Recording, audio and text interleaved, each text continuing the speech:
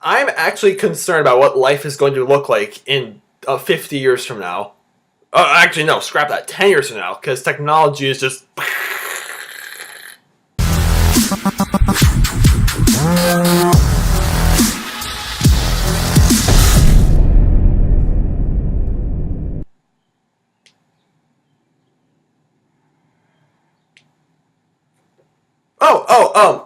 Excuse me, it's TVB. I'm here to review the film The Circle, which centers around Emma Watson. She gets a job at this place called The Circle, which is a company that owns this, it's The Circle. It's like Google plus every social media you can think of when, combined, and now they have this huge, like, system called The Circle, which basically spies on everybody, gets all their data, and Emma Watson becomes a big name with The Circle, and she grows and grows, and with all these big ideas, the world is changing as we know it, and yeah, there's some drama gets thrown in there, and it's supposed to be like, yeah, a dramatic thriller with a whole lot of technological stuff in it. Okay, I went into this movie quite ignorant. Like, I didn't see any trailers, I didn't see any, like, plot synopsises. I didn't see any reviews. All I knew about this film was that it was called The Circle, and it stars Emma Watson and Tom Hanks, and it had something to do with social media. That's all I heard, and that is what added my excitement to see this movie. Is that sense of just not knowing what I'm getting myself into. It's exciting. It's fresh. You guys should try that sometime.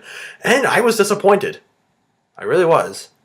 This film, the editing is a mess. Like, everything just jumps all over the place, and there's such a big lack of focus, be it with the camera work, or the cinematography, or like the pacing and the music, how it ties in with everything.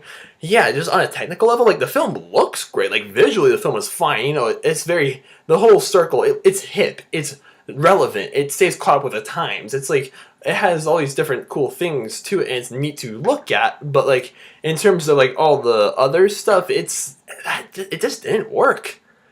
And the characters in this movie, yeah, Emma Watson, look, I love Emma Watson, I love Tom Hanks, but Emma Watson, like, her character is very one-noted, if you guys know what I mean. And Tom Hanks, this might come as a shocker for a lot of people, but like, he's only in the movie for like the whole amount of screen time. You know how, like, in Godzilla, like in 2014, like, Godzilla got like a total of what, 15 minutes of screen time? Yeah, Tom Hanks gets that same sort of treatment. It's like, you have Tom Hanks, one of the greatest dudes on the face of the planet. Like, use him. Really. And just the dialogue in this movie, the most interesting character in this movie is this dude who's played by John Boyega. I think that's how you pronounce his name. He's the same dude who played Finn in The Force Awakens. Yeah, he was the most interesting character in this film. Like, when he's talking to Emma Watson about certain things, I don't want to touch that on that too much because it's kind of spoilerish. But yeah, he was cool. Everybody else, every time Emma Watson talked to somebody, it wasn't even wooden. It was rubbery. I've never used the term rubber to describe a movie, guys. Like, this film, like, the dialogue, it felt so, like, cheap and so forced. And so, like, they were just hamming in with the screenwriting. Like, I don't, like, just listen to some of the lines in this movie and just like, oh no, oh no, please move on to the next thing. And again, some dramatic stuff does happen. You know, I appreciate the message that this film is going for, like how technology is just ruling our lives. But Nerve did that same sort of message last year. And in my opinion, Nerve is just an overall better movie. Like, it was fat, like, it had good pace, it knew what it had to be, it had charming characters, it had, the film's got its problems, but overall, I really liked it. I'd recommend you guys to check it out. This movie, on the other hand, yeah, that same sort of message, how, like, social media and, like, technology and our cell phones are just dominating our lives. Like, yeah, that sort of thing, but it's just, like, the message is fine.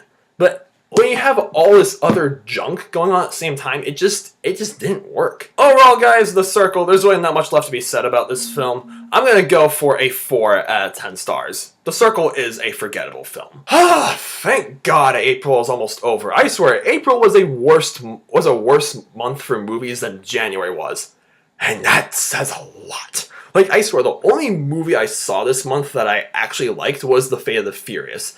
I feel like I've missed a few hidden gems, though, so let me know. What is your favorite movie that came out this April? Let me know in the comments down below.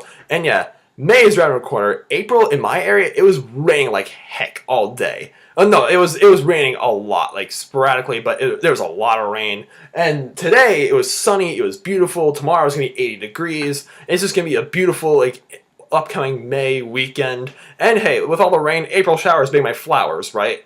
I better see some goddamn good flowers, if you know what I mean. Alright, but anyway, it's your man TVB. I'll see you guys later.